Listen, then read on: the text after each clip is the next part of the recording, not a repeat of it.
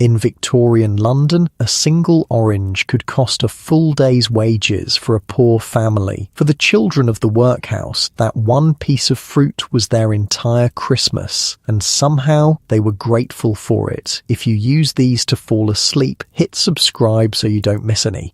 Comment where you're at in the time too. Kind of fun seeing all the different places. Someone from Iceland commented once and I had to Google what time zone that even is. So, we're going back to Victorian London tonight. But hold on, get yourself comfortable first. I mean it. Fix your pillows, grab that blanket. This one's worth settling in for. The bitter cold was the first thing Martha felt. Always the cold. It seeped through the thin blanket, through her nightgown, through her skin, right down to her bones. Her eyes flickered open to darkness, just the faintest grey light seeping through frosted windows. Christmas Eve morning in the London workhouse. She was 10 years old, though small enough to pass for 7. 3 years in the workhouse had stunted her growth, but not her spirit. Not yet. Up everyone up. The harsh voice of Mrs. Grimwig, the workhouse matron, shattered the pre-dawn quiet. No lazing about today, floors to scrub, laundry to wash, Christmas doesn't clean itself. Around Martha, 24 girls stirred in their narrow beds. The dormitory was a long, cheerless room with peeling paint and windows that let in nearly as much cold as they did light. The beds were arranged in 2 perfect rows. Military precision demanded even in sleep. "Martha," whispered a small voice from the next bed. "Is it really Christmas tomorrow?" Martha turned to little Betsy, just 6 years old and new to the workhouse. Her parents had died of fever only months ago. "Yes, it is. And you know what that means?" Betsy's eyes widened. "What? Might be pudding for dinner?" And Martha lowered her voice conspiratorially. "They say we might each get an orange."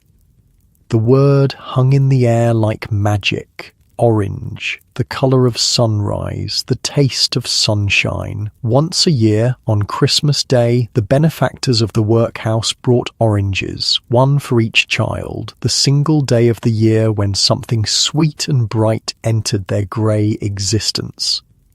"What's an orange like?" Betsy asked, her voice small with wonder. Martha's chapped lips curved into a smile. "It's the most wonderful thing you'll ever taste, sweet and tangy all at once, and when you peel it, the smell is like heaven might smell." She closed her eyes, remembering. "My mum used to get us one at Christmas, before. Silence. Mrs. Grimwig was suddenly looming over them, her face pinched with annoyance. "Save your chatter for chapel, get dressed and downstairs in 5 minutes, or there'll be no breakfast." The girls scrambled out of bed, shivering as bare feet hit the icy floor. Martha helped Betsy with the buttons of her uniform, a shapeless grey dress with a white apron, identical to what every girl in the workhouse wore. Their breath clouded in front of their faces as they dressed. "You won't believe the size of the fire they'll have going tonight," Martha whispered to Betsy as they made their bed with quick, practiced movements. "Christmas Eve is the one night they let it burn higher than usual." "Is Father Christmas real?" Betsy asked suddenly. Martha's hands stilled on the rough blanket. The question hit her like a physical blow. She remembered asking her own mother the same question years ago in their tiny but happy home, before the fever took her parents, before the workhouse. "Course he is," she said firmly, "but he can't bring much to the workhouse. Too many children, see? That's why the benefactors bring the oranges instead." "Hurry up, girls," another shout from downstairs.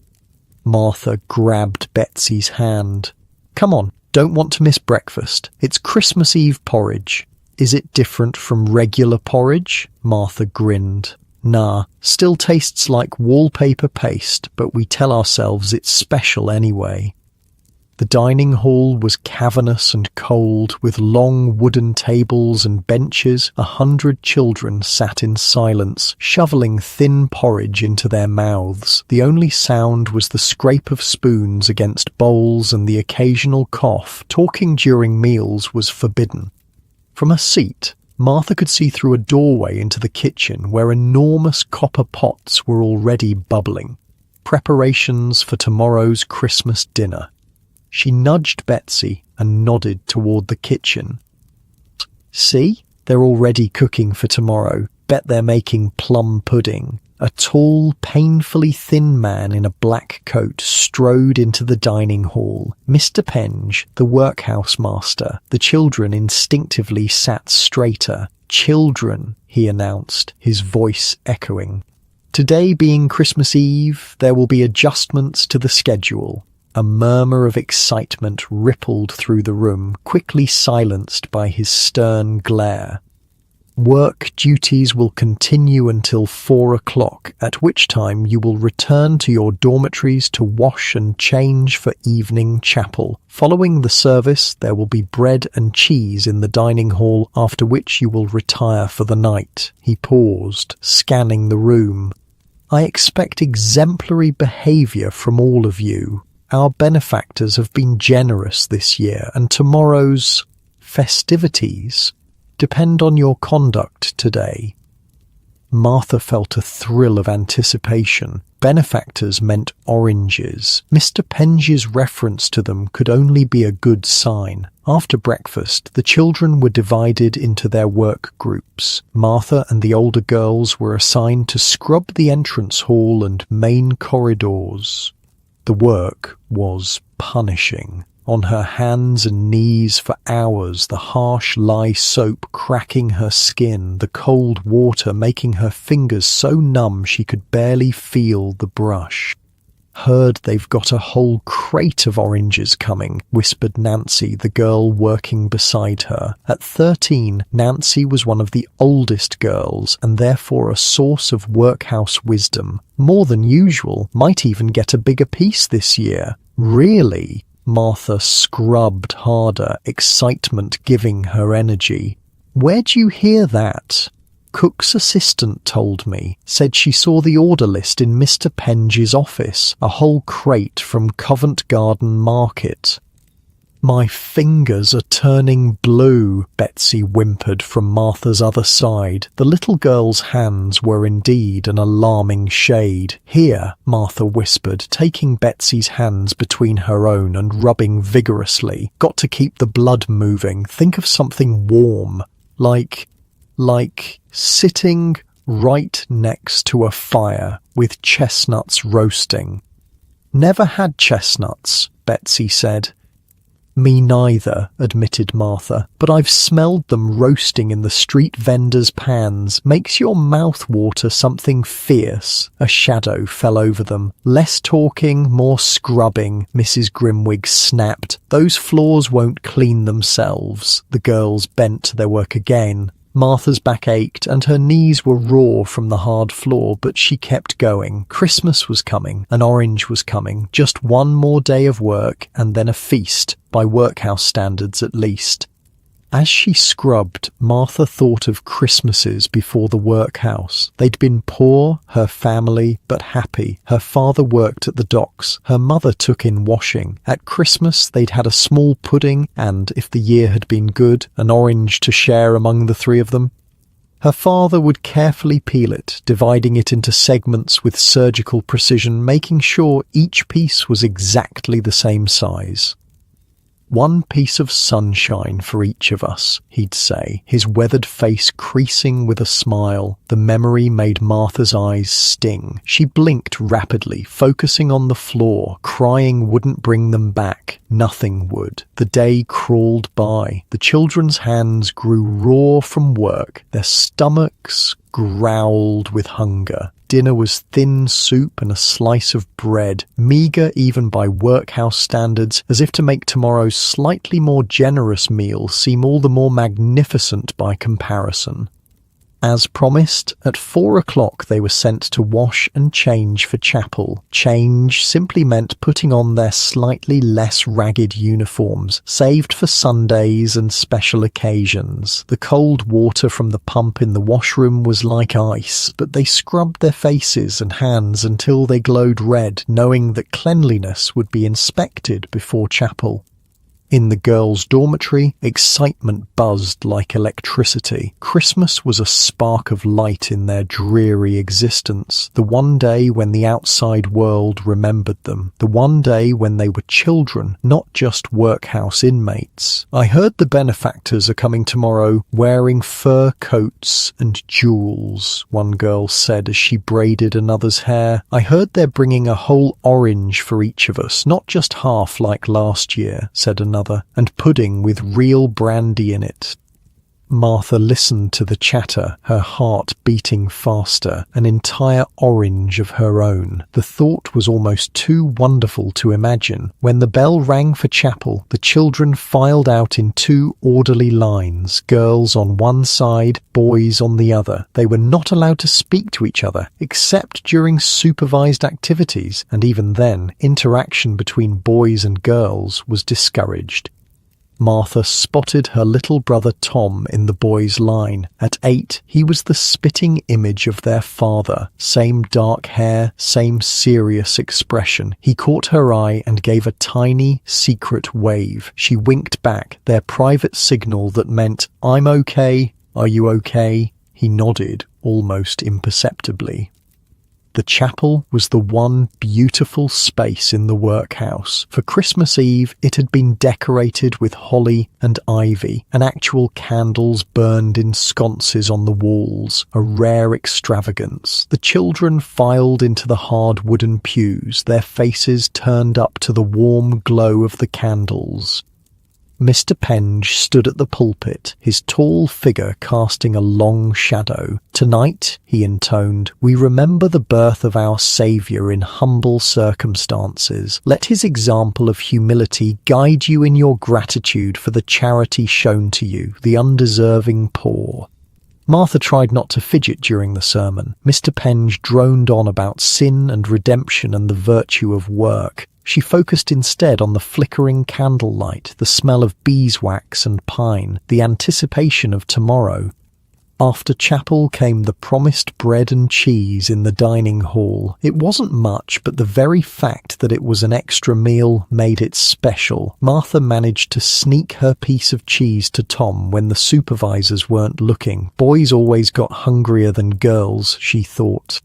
Then it was back to the dormitories. The workhouse quieted as darkness fell completely. Outside, snow began to drift down, turning London into a Christmas scene from a storybook, though the magic rarely reached inside these walls. As she lay in her narrow bed, Martha whispered to Betsy, "One more sleep till Christmas, till oranges." Betsy's eyes were already drifting closed. "Tell me again what they taste like." Martha smiled in the darkness. "Like sunshine, like the best day of summer captured in something you can hold in your hand. You'll see tomorrow." She pulled her thin blanket up to her chin, watching the snow fall outside the window. Despite the cold, despite the hunger and the work, and the dreariness of workhouse life, a small flame of excitement burned in her chest. Tomorrow was Christmas. Tomorrow there would be an orange. And for the children of the workhouse, that was everything. Across London, in a grand house on Berkeley Square, another 10-year-old girl awoke on Christmas Eve, but Eleanor Blackwood didn't feel the bite of cold. Her 4-poster bed was heaped with quilts and surrounded by heavy velvet curtains that kept draughts at bay. When she opened her eyes, a fire was already crackling in the grate, tended by a maid who had crept in silently at dawn. "Good morning, Miss Eleanor," said the maid Sarah, drawing back the curtains to reveal a world transformed by snow. "Happy Christmas Eve." Eleanor sat up, rubbing sleep from her eyes. Unlike Martha's dormitory, Eleanor's bedroom was a wonderland of comfort. Papered walls in soft blue, a thick carpet underfoot, shelves lined with books and toys, and a dressing table crowded with silver-backed brushes and crystal bottles. "It's snowing," Eleanor exclaimed, rushing to the window. Below, Berkeley Square was blanketed in white, pristine, except for the tracks of early delivery carts. "How beautiful," Sarah smiled indulgently. "Yes, miss, a proper Christmas snow. Your breakfast is ready whenever you'd like it."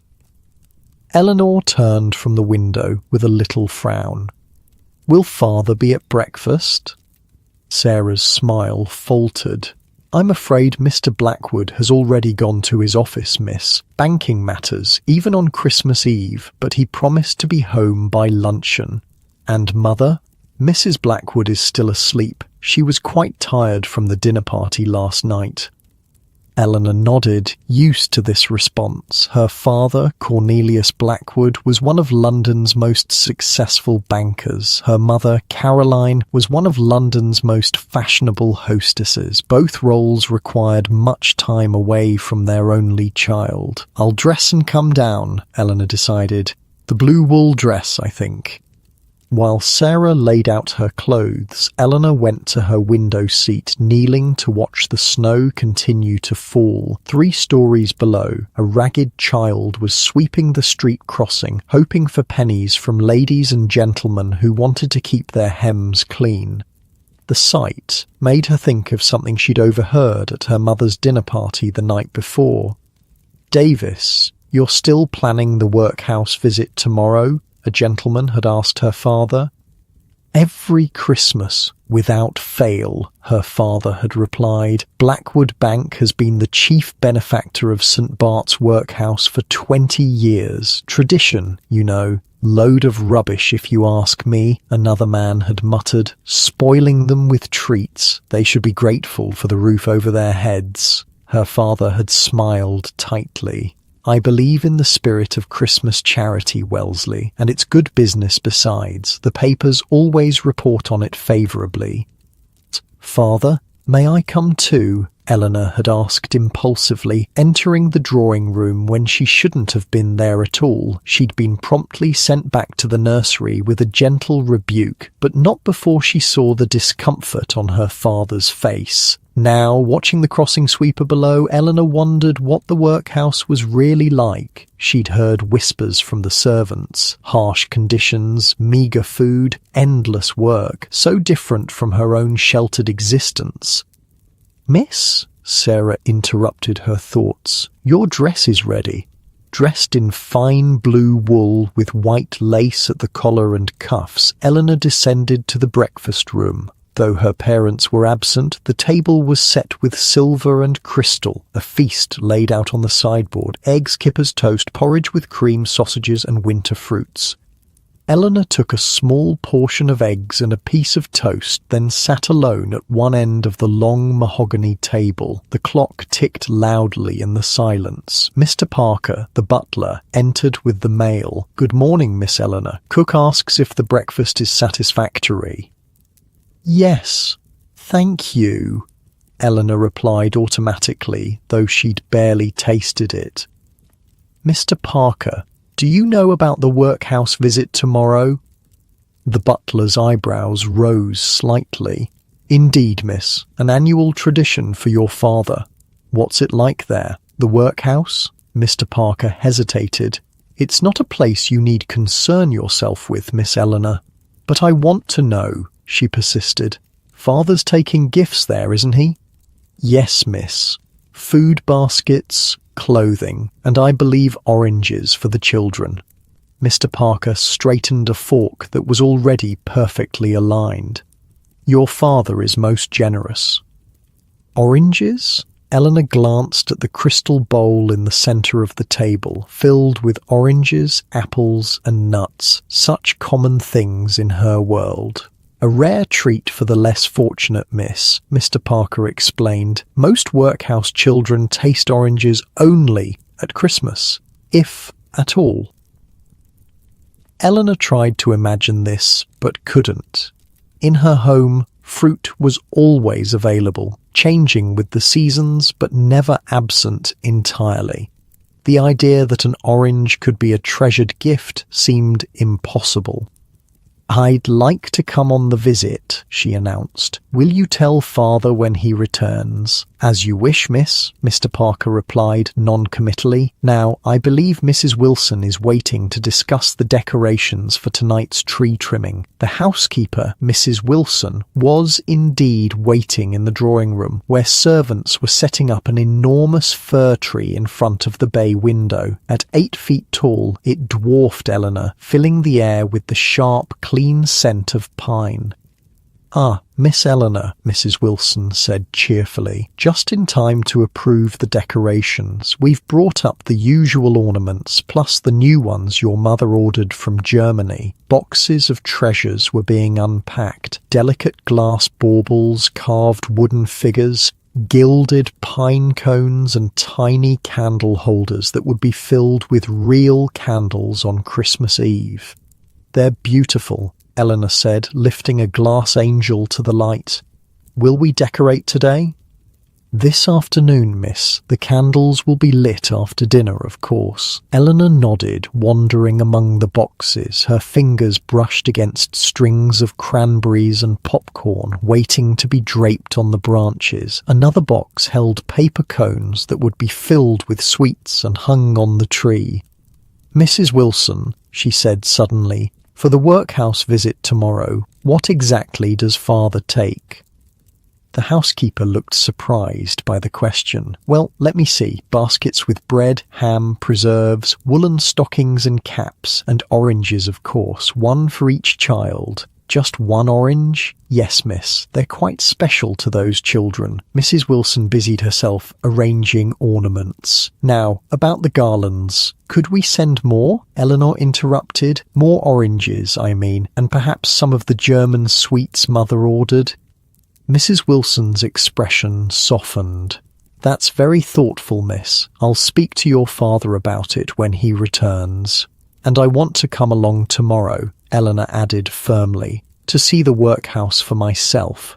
I'm not sure that's—" "Please, Mrs. Wilson, it's Christmas." The housekeeper sighed. "I'll mention it to your father, but I make no promises. Now, shall we continue with the decorations?" The morning passed in a flurry of Christmas preparations. Eleanor helped the servants hang holly and ivy throughout the house, the dark glossy leaves and bright red berries bringing a touch of nature indoors. Mistletoe was suspended from the chandelier in the entryway, and pine boughs decorated the mantelpieces, filling the house with their fresh scent. In the kitchen, Cook was overseeing the making of mince pies, Christmas puddings, and a magnificent cake covered in snowy white icing. The air was rich with the smells of cinnamon, nutmeg, and brandy. "Might I try a mince pie?" Eleanor asked, peeking into the bustling kitchen. Cook, red-faced from the heat of the stoves, smiled indulgently. "Just one, mind you. The rest are for tonight's dinner and tomorrow."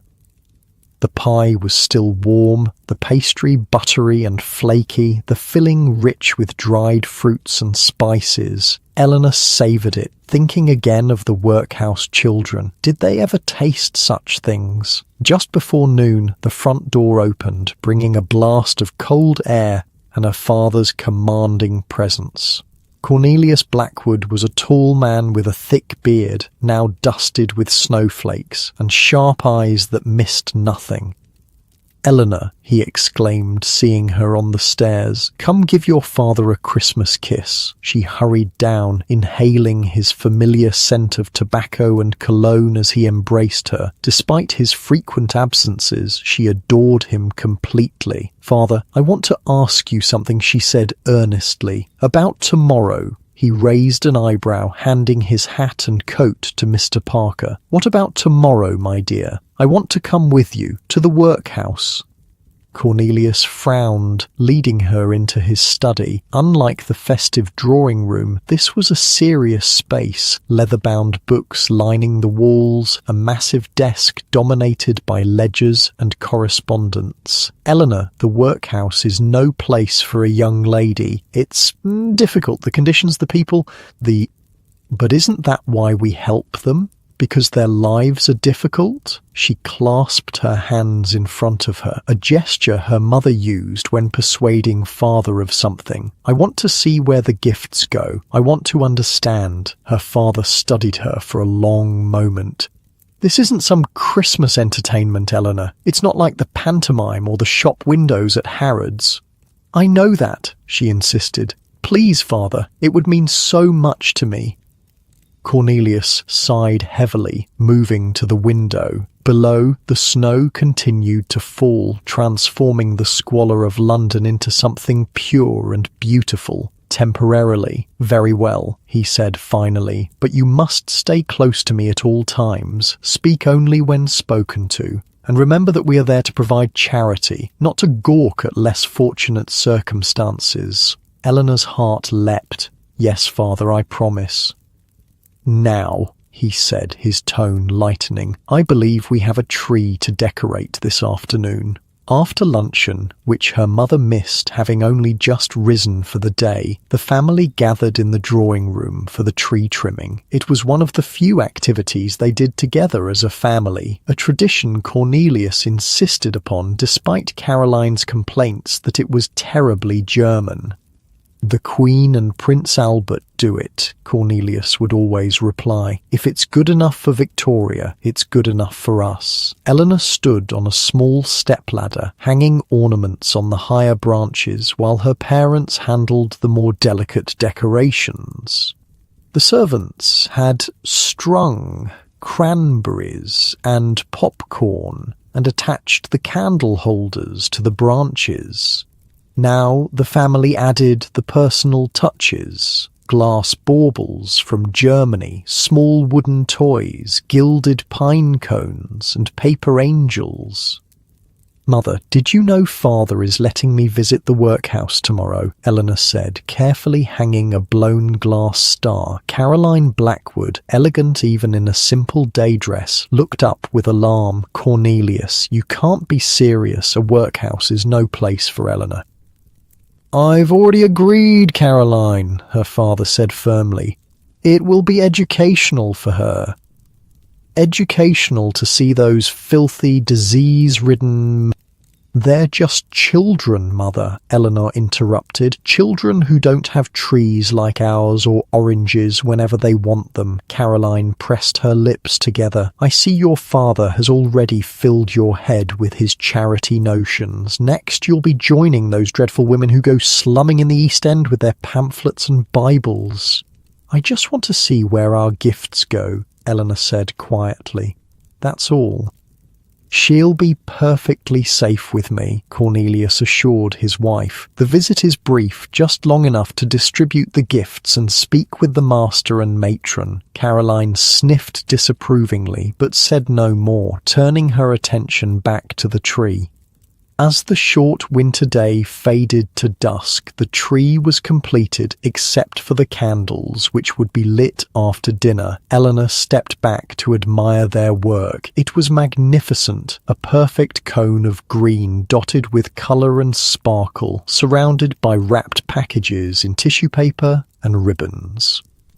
Now, Cornelius said, I believe it's time to prepare for dinner and evening church service. Upstairs, Sarah helped Eleanor change into her Christmas Eve finery, a dress of deep green velvet with a white lace collar and cuffs. Her dark hair was brushed until it shone and tied back with a matching green ribbon. You look beautiful, miss, Sarah said, adjusting the ribbon, like a Christmas angel. Eleanor studied her reflection in the mirror. The girl who looked back seemed far removed from the workhouse children she'd been thinking about all day. Would they stare at her fine clothes tomorrow? Would they hate her for her good fortune? Sarah, she said suddenly, have you ever been to a workhouse? The maid's hands stilled on her hair. Not personally, miss, no, but my cousin was sent to one after her parents died of the fever. She was just 7. What happened to her? Sarah's face grew sad. She didn't last the winter, the cold, the poor food. It's a hard life, miss. Eleanor felt her throat tighten. I'm going to visit a workhouse tomorrow with father. Are you, miss? That's unusual. I want to take something special, something from me, not just from father's charity baskets. Eleanor turned from the mirror, her mind made up. Will you help me? After dinner that evening, the family gathered again in the drawing room. Mr. Parker and 2 footmen carefully lit the candles on the tree while the family watched from a safe distance. As the tiny flames caught, the tree seemed to come alive, glowing with magical light that reflected in the ornaments and cast dancing shadows on the walls. Beautiful, breathed Eleanor, momentarily forgetting her plans for tomorrow in the wonder of the moment. Even Caroline seemed moved, her usual cool demeanour softening in the candlelight. It is rather lovely, isn't it? Cornelius put his arm around his wife's waist, pulling her close. Merry Christmas Eve, my dears. For a rare moment, they were simply a family. Mother, father, daughter, bound together by the magic of Christmas Eve. Later, after church service and a late supper, Eleanor prepared for bed, but instead of climbing under her covers, she went to her window seat again. The snow had stopped and a full moon cast silver light over London, making the snow-covered rooftops gleam. Somewhere out there, beyond Berkeley Square, beyond the fashionable West End, was St. Bart's workhouse. Somewhere, other children were going to sleep with dreams not of presents and feasts, but of a single orange. Eleanor reached under her bed, pulling out the small sack she'd prepared with Sarah's help. Inside were 6 oranges taken from the kitchen when Cook wasn't looking, and a handful of sweets wrapped in paper twists. It wasn't much, nothing compared to her own Christmas abundance. But it was something from her, not just from Blackwood Bank's official charity. Tomorrow she would see the workhouse for herself. Tomorrow she would understand a world completely different from her own. The thought made her stomach flutter with both anticipation and fear. As she finally slipped into bed, Eleanor found herself thinking of unknown children in thin blankets, cold rooms, and hard beds. For the first time in her life, her own comfort made her feel slightly guilty. Outside, the moon sailed through the winter sky, shining on rich and poor alike. Christmas was coming to all of London, though what it would bring to each child varied greatly, depending on which side of the city they called home. Christmas morning. The excited whisper rippled through the girls' dormitory before dawn had even thought about breaking. Martha opened her eyes to see Betsy's face hovering inches from her own, the little girl's breath making small clouds in the frigid air. "Is it time?" Martha whispered back, instantly awake despite the early hour. "Is it really Christmas?" "Listen," said Nancy from the next bed. "They're ringing the chapel bells." Sure enough, the distant sound of bells floated through the darkness. Christmas Day, 1853. Even in the workhouse, this was a day unlike any other. Martha sat up, hugging her blanket around her shoulders. Frost had formed intricate patterns on the inside of the windows, and the air bit at her nose and cheeks. Yet there was an energy in the dormitory that even the cold couldn't dampen. "Oranges today," she whispered to Betsy, whose eyes grew wide with anticipation. Unlike normal days, when they would be roused by Mrs. Grimwig's harsh voice, Christmas morning began with the ringing of bells. The children were allowed to wake naturally, a small mercy, but one they appreciated deeply. One by one, the girls slipped from their beds, shivering as they dressed. Their best uniforms identical to their everyday ones, but with fewer patches, and darns had been laid out the night before. They helped each other with buttons and hair, a quiet camaraderie born of shared circumstance. "Think they'll let us sing carols at breakfast?" asked Betsy as Martha braided her hair. "Probably not," said Nancy, "but definitely at dinner when the benefactors come." Martha finished the braid and gave Betsy's shoulders a squeeze. "Come on, let's go down before all the hot water's gone." The washroom was only marginally warmer than the dormitory, heated by a small stove that did little against the December chill. The girls took turns at the pump, gasping as the cold water hit their skin. Martha helped Betsy wash her face, making sure her ears were clean. The matron always checked. "Martha," Betsy asked as they dried off with rough towels, "did you ask Father Christmas for anything?" Martha hesitated. At 6, Betsy still believed. At 10, Martha knew better, but she couldn't bear to break the younger girl's heart. "I asked for a warm day," she said finally, "so we can all be comfortable for once." "I asked for a doll," Betsy confessed, "with a real china face like the one in the toy shop window we saw when we went to church last month." Martha's heart squeezed painfully. "That's a lovely wish," she said, not having the heart to explain that Father Christmas rarely brought such expensive gifts to workhouse children. The breakfast bell rang, summoning them downstairs. The dining hall had been transformed overnight. Holly and ivy decorated the walls, and a small fir branch stood in the centre of each long table, adorned with paper chains made by the children in their rare free moments. "Look," whispered Betsy in awe. "It's beautiful." It wasn't, not really. The decorations were sparse, the paper chains faded from previous years, but compared to the usual barren hall, it seemed magical. Mr. Penge stood at the head table, unusually festive in a red waistcoat. "Children," he announced, "in honour of Christmas Day, a special breakfast will be served. You may speak quietly among yourselves during the meal." A murmur of excitement spread through the room. Speaking during meals was ordinarily forbidden, punishable by loss of food privileges. This was indeed a Christmas miracle. The usual porridge was replaced by bread with a thin scraping of butter and a spoonful of treacle. To children accustomed to the blandest food, this simple change was a feast worthy of kings. "It's so sweet," marvelled Betsy, licking treacle from her lips. Martha smiled, savouring her own portion. She caught sight of Tom across the room, sitting with the other boys. He gave her their secret signal, and she returned it. They were okay. It was Christmas. After breakfast came chapel, where the children sat in rigid rows as the workhouse chaplain delivered a sermon about the Christ child born in poverty, destined for greatness. Martha tried to listen, but her mind kept wandering to the afternoon, when the benefactors would arrive with their gifts and the oranges. The morning passed with agonizing slowness. There were no work duties on Christmas Day, but the children were expected to keep themselves occupied quietly. Some of the younger ones played simple games in corners of the dining hall, while others sat in groups, talking in hushed voices about Christmases past or imagined futures. Martha found a quiet corner with Betsy and a few other girls. "Let me tell you about the Christmas before I came here," she said, drawing them close.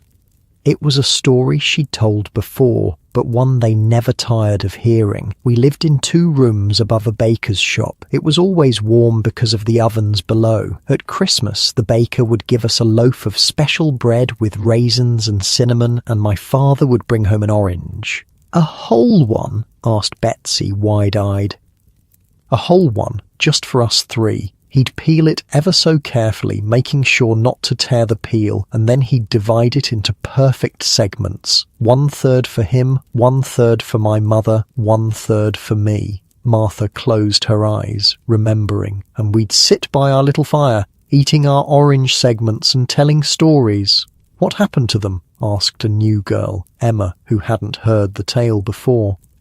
Martha's throat tightened. "The fever. 3 years ago. First my mother, then my father a week later. Is that why you came here? You and Tom?" Martha nodded. "No other family to take us in, but we're lucky, in a way. Some workhouses separate brothers and sisters completely. At least here we can see each other. A bell rang, signalling the midday meal. The children filed back into the dining hall, which had been further transformed. The long tables were now covered with white cloths, threadbare and mended, but clean, and at each place was a sprig of holly. And there, at the head table, was the Christmas pudding. Enormous and round, it sat on a platter, dark and rich, with a sprig of holly stuck in the top. The children stared at it in wonder as they took their seats. Mr. Penge stood once more. "Children, before we begin our Christmas dinner, I must remind you of the gratitude you owe to your benefactors who have provided this special meal and the gifts that will follow. I expect exemplary behaviour from each of you." Martha barely heard him. Her eyes were fixed on the kitchen door, where she could see servants carrying large trays of food. Not the usual thin soup and bread, but something that steamed and smelled of meat and vegetables. "Is that real beef?" whispered Betsy, her nose twitching like a rabbit's. Nancy leaned close. "It is. And there's potatoes too. I saw them peeling mountains of them this morning." The food was served with great ceremony. Each child received a portion of beef stew with potatoes and carrots, small by outside standards, but a feast to the workhouse children. They ate slowly, savouring every bite, making it last. Martha closed her eyes as she chewed a piece of beef, trying to remember the last time she'd tasted meat. Last Christmas, perhaps. The rich flavour was almost overwhelming after months of bland porridge and thin soup. After the main course came the pudding, carried in with great ceremony. It wasn't aflame with brandy as it might have been in a wealthy home, but the children didn't know the difference. To them, it was magnificent. Each received a small portion, dense and sweet with dried fruits and spices. Martha watched Betsy take her first bite, the little girl's eyes widening with pleasure. "It's the most delicious thing I've ever tasted," Betsy declared, her voice hushed with reverence. Martha smiled, enjoying her own portion with deliberate slowness. This moment, this rare taste of something special needed to be stretched out, savoured, committed to memory to sustain her through the lean months ahead. As they ate, a murmur of excitement began near the dining hall doors. Martha craned her neck to see what was happening. Her heart skipped a beat. They were here, the benefactors. Led by Mr. Penge, a group of well-dressed ladies and gentlemen entered the hall. They wore fur-trimmed coats and tall hats, and they carried baskets covered with cloths. Behind them came servants with more baskets, and Martha's breath caught a wooden crate, the oranges. The children stilled, watching with wide eyes as the visitors processed into the room. They were not allowed to speak unless spoken to, but a ripple of anticipation passed through them like wind through wheat. Mr. Penge cleared his throat importantly. "Children, I present Mr. Cornelius Blackwood of Blackwood Bank, our most generous benefactor, and his distinguished guests. They have come to bring you Christmas gifts." A tall man with a thick beard stepped forward. Unlike some of the other visitors who were looking around with barely disguised distaste or pity, Mr. Blackwood's expression was kind. "Merry Christmas, children," he said, his deep voice carrying to every corner of the hall. "It is my pleasure to bring you these small tokens of the season." Small tokens. Martha knew better. Whatever was in those baskets represented more luxury than the workhouse children would see for the rest of the year. And then she noticed something unusual. Standing slightly behind Mr. Blackwood was a girl about Martha's own age, dressed in a green velvet dress with a white fur muff. She was staring around the dining hall with wide eyes, taking in everything, the sparse decorations, the children in their identical uniforms, the remains of the Christmas pudding on their plates.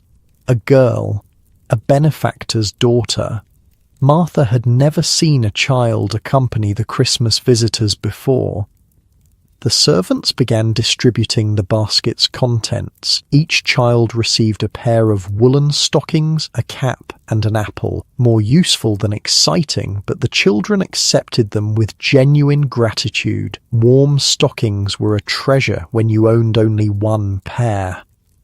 Martha pulled on her new stockings immediately, sighing with pleasure at their softness. Beside her, Betsy was examining her apple with the reverence usually reserved for jewels. "It's so red," she whispered, "and shiny." But the best was yet to come. Mr. Blackwood himself stepped forward as the wooden crate was opened, revealing neat rows of oranges, bright spots of colour in the drab surroundings. "And now," he announced, "a special Christmas treat for each child." The distribution began. Each child stepped forward when their name was called, curtsied or bowed to the benefactors, and received their orange with cupped hands, as if accepting something precious beyond measure. "Martha Watts," called Mrs. Grimwig, reading from the ledger. Martha stood, smoothing her apron with suddenly trembling hands. She approached Mr. Blackwood, dropping into the curtsy she'd been taught. "Merry Christmas, Martha," he said kindly, placing an orange in her outstretched hands. "Thank you, sir," she replied, the ritual response she'd been taught. "God bless you for your generosity."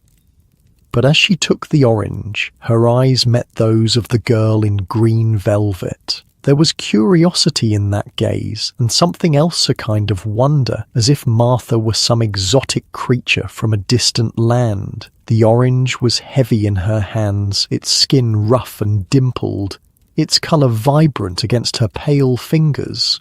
She could already smell its citrus scent, sharp and sweet. Her mouth watered, but she wouldn't eat it yet. This treasure would be saved, prolonged, made to last. "Elizabeth Foster," Mrs. Grimwig called, and Betsy stepped forward for her turn. Martha returned to her seat, cradling her orange carefully. Around her, other children were doing the same, examining their treasures with reverent fingers, lifting them to their noses to inhale the scent. Nobody ate their orange. Not yet. This was too precious to rush. After every child had received their gift, Mr. Penge instructed them to sing carols for their benefactors. They stood in their neat rows, and their voices, thin from poor nutrition but sweet with youth, filled the dining hall with "God rest ye merry gentlemen" and "The Holly and the Ivy." Martha sang automatically, the familiar words coming easily, but her attention was on the girl in green velvet. She was standing slightly apart from the other visitors, watching the children with an intensity that was almost unsettling. When their eyes met again, the girl smiled hesitantly. Martha looked away quickly. It wouldn't do to be caught staring at the benefactors. Mrs. Grimwig had warned them about that. When the carols were finished, Mr. Blackwood made a short speech about charity and goodwill, which the children listened to with polite attention. Then, with a final "Merry Christmas," the visitors prepared to leave. As they filed out, Martha noticed the girl in green velvet lagging behind, looking back over her shoulder. Their eyes met one final time, and Martha had the strangest feeling that the girl wanted to say something to her. But then one of the other visitors, a woman in a fur-trimmed cloak, took the girl's arm and hurried her along. And then they were gone, leaving behind the scent of expensive perfume, the warmth of new woolen stockings, and the treasure of oranges. The remainder of Christmas Day passed in a haze of unusual leisure. The children were allowed to play quiet games in the dining hall, or to sit in groups talking. Some of the younger ones fell asleep, worn out by the excitement and the unaccustomed rich food. Martha found Tom during this free time, and they sat together in a corner, comparing their treasures. "Did you get stockings too?" she asked, showing him hers. He nodded. And a cap. It's actually warm. He touched the orange in his lap. Are you going to eat yours now? Martha shook her head. Not yet. I'm saving it. Me too. Tom looked around to make sure no one was watching, then leaned closer. I saw you looking at that girl, the one in the green dress.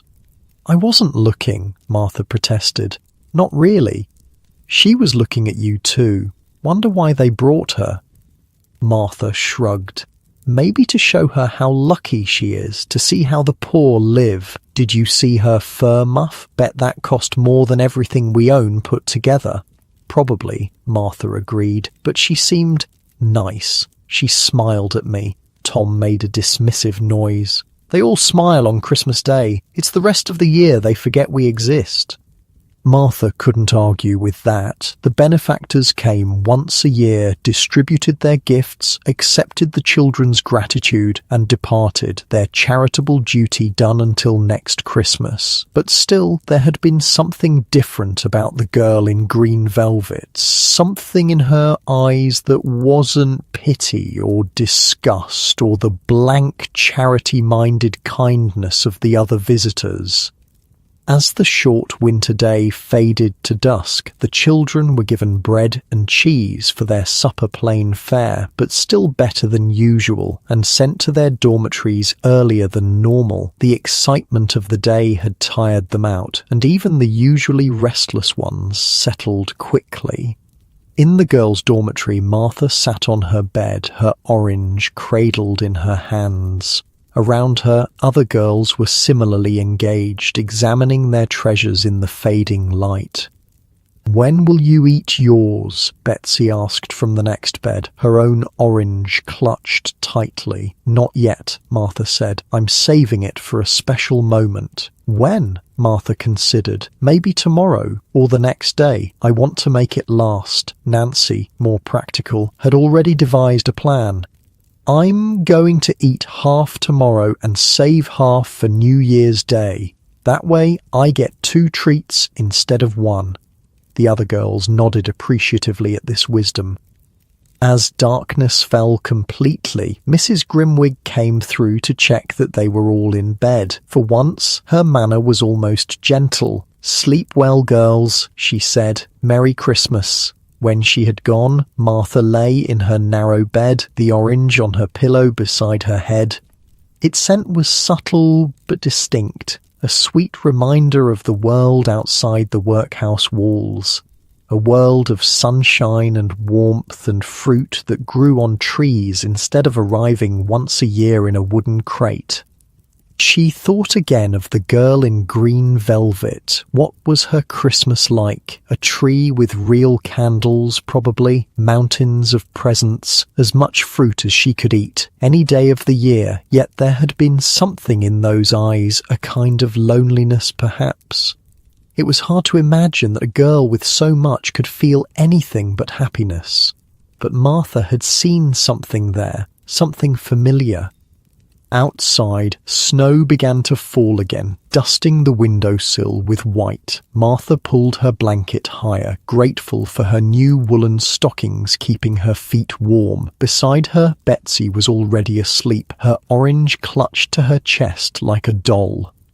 Despite the cold, despite the hard bed and thin blanket, despite the knowledge that tomorrow would bring a return to the usual workhouse routine, Martha felt a strange contentment. Today had been special. Today she had been given an orange, a pair of warm stockings, and a meal with real meat and pudding.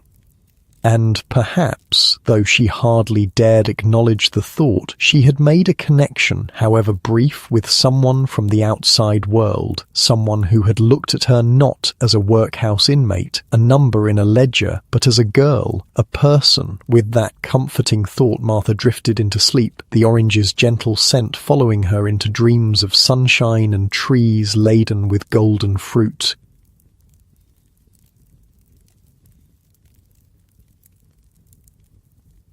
Eleanor woke to the gentle sound of Sarah drawing back her bed curtains. Outside, snow was falling again, soft flakes drifting past her window like scattered sugar. "Merry Christmas, Miss Eleanor," Sarah said, her face wreathed in smiles. "A beautiful morning, and look, Father Christmas has been..." At the foot of Eleanor's bed lay a stocking, bulging with small parcels wrapped in coloured paper and ribbon. A larger pile of presents waited on a table nearby, each one beautifully wrapped.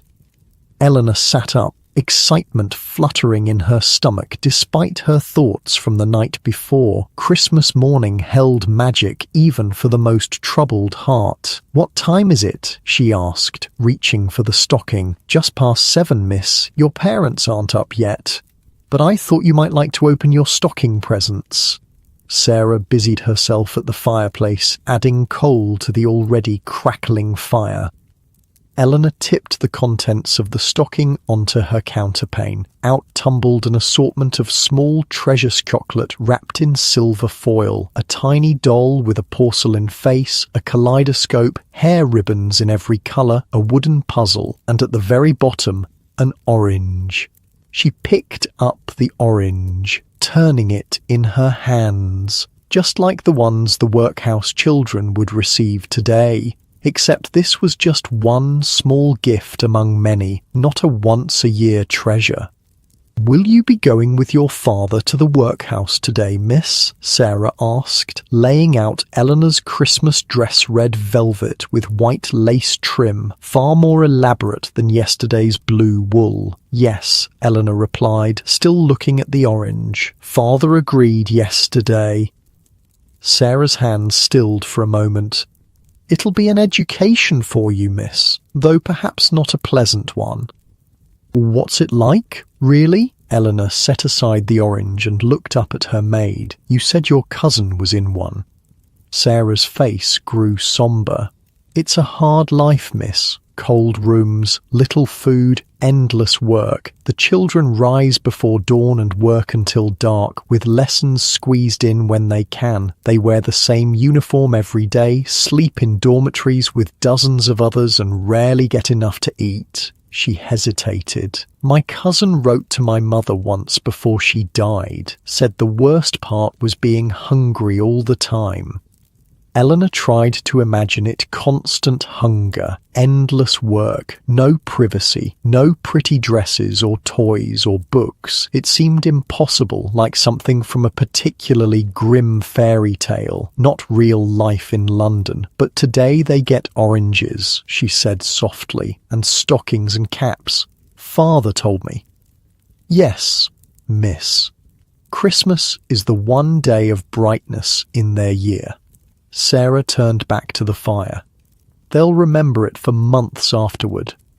Eleanor thought about this as Sarah helped her dress and arranged her hair. The red velvet dress was new, made specially for Christmas Day, with a full skirt supported by layers of petticoats and a white lace collar that tickled her chin. Her dark hair was brushed until it shone, then tied back with a matching red ribbon. "You look beautiful, miss," Sarah said, standing back to admire her work. "Like a Christmas angel."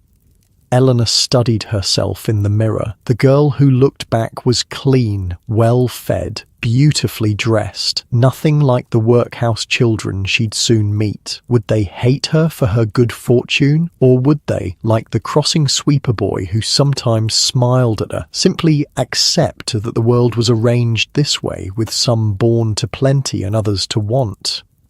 Downstairs, Eleanor found the drawing room transformed by Christmas magic. The tree, lit last night with real candles, now presided over a sea of wrapped gifts. Holly and ivy adorned every surface, and a fire blazed in the grate, filling the room with warmth and the scent of burning applewood. Her father was already there, dressed in his finest morning suit, examining a book from one of his unwrapped gifts. "Merry Christmas, my dear," he exclaimed, setting aside the book to embrace her. "You look positively festive." "Merry Christmas, Father," Eleanor replied, breathing in his familiar scent of tobacco and bay rum. "Are there presents to open before breakfast?" Cornelius laughed. So eager. "Yes. I believe we can open a few while we wait for your mother. She's always late on Christmas morning." It was a family joke that Caroline Blackwood, so punctual for social engagements, could never seem to rise on time for family celebrations. Eleanor suspected it was her mother's way of expressing how little she valued these moments compared to her dinner parties and charity balls. Eleanor and her father sat before the tree, and he handed her a large rectangular package wrapped in silver paper and tied with blue ribbon. "This one first, I think," he said with a smile. Eleanor carefully unwrapped it, revealing a leather-bound book with gilt edges. "The Arabian Nights," she read from the cover. "Oh, Father, thank you. I've been wanting to read these stories." "I thought you might enjoy some adventures," he said, pleased by her reaction. "Though perhaps not as adventurous as our expedition to the workhouse this afternoon." Eleanor looked up at him. "I've been thinking about that. The oranges we're taking, could we bring more? One seems so small." Cornelius's expression softened. "It's not just the orange, Eleanor. It's what it represents. Something rare, something special, something that marks Christmas as different from ordinary days." "But we have bowls of oranges all winter," she persisted. "Couldn't we give each child 2 at least?" Her father sighed. "The workhouse guardians have very specific ideas about charity, my dear. Too much, they believe, will make the children discontent with their lot. It's a delicate balance. But besides," he continued gently, "we're already bringing stockings, caps and apples, as well as provisions for a special dinner. The bank makes a substantial donation each year to support the workhouse." Eleanor nodded, not entirely satisfied, but understanding that she couldn't change the system in one Christmas day. Her mother entered then, elegant in a morning dress of deep blue silk. "Merry Christmas, darlings," she said, kissing Eleanor's cheek and accepting a kiss from her husband. "I see you've started without me." "Just one present, Mother," Eleanor assured her. "Father gave me the Arabian Nights." "How educational," Caroline said without much interest. "Shall we continue? I believe there's something from Paris for you, Eleanor." The next hour passed in a flurry of unwrapping. Eleanor received more books, a new writing desk, a set of watercolours with real sable brushes, a doll from Paris with a complete wardrobe, hair ornaments, a silver locket, kid gloves, and more sweets than she could possibly eat. Each gift was met with genuine thanks, but as the pile grew, Eleanor found herself thinking about the children at St. Bart's workhouse, each receiving their 1 orange, 1 pair of stockings, 1 cap. The contrast was so stark it made her stomach tighten uncomfortably. After all the gifts had been opened, the family moved to the breakfast room. The table was laid with silver and crystal, and the sideboard groaned under the weight of the Christmas breakfast, a ham glazed with honey and studded with cloves, deviled kidneys, scrambled eggs, kippers, toast, muffins, and coffee for the adults and hot chocolate for Eleanor. Eleanor took small portions of everything, more out of politeness than hunger. The excitement of the morning had left her with little appetite, and thoughts of the workhouse visit still occupied her mind. "You're quiet this morning, Eleanor," her mother observed, delicately buttering a piece of toast. "Are you not feeling well?" "I'm fine, Mother, just thinking about this afternoon." Caroline's expression cooled. "Ah, yes. The workhouse visit. I still think it most unsuitable for a young lady, but your father insists." It will be educational, Cornelius said firmly. Eleanor should understand that not everyone is as fortunate as we are. There are more pleasant ways to learn that lesson, Caroline replied. A visit to the charity hospital, perhaps, or one of my ladies' committees. The workhouse is so sordid. It's reality, Caroline, for thousands of London's children. Eleanor listened to this exchange with growing discomfort. Her mother spoke as if workhouse children were a different species, something unpleasant to be kept at a distance. Her father, while more sympathetic, still viewed them primarily as objects of charity rather than as individuals. Mother, Eleanor said suddenly, do you think the workhouse children will like their oranges? Caroline looked surprised by the question. I'm sure they'll be appropriately grateful, dear, though whether they truly appreciate quality fruit is another matter. They get only one orange a year, Eleanor persisted. At Christmas. Yes, well, that's the point of charity, isn't it? To provide treats they wouldn't otherwise receive. Caroline sipped her coffee. Though personally, I think practical gifts would be more useful. Sturdy shoes, for instance, or sensible undergarments. They receive practical items as well, Cornelius interjected. The stockings and caps are quite serviceable, and the bank's donation helps fund their education and apprenticeships when they're old enough. Eleanor fell silent again, pushing scrambled eggs around her plate. She had already decided that the 6 oranges hidden in her room would go with her to the workhouse regardless of what her parents thought about appropriate charity.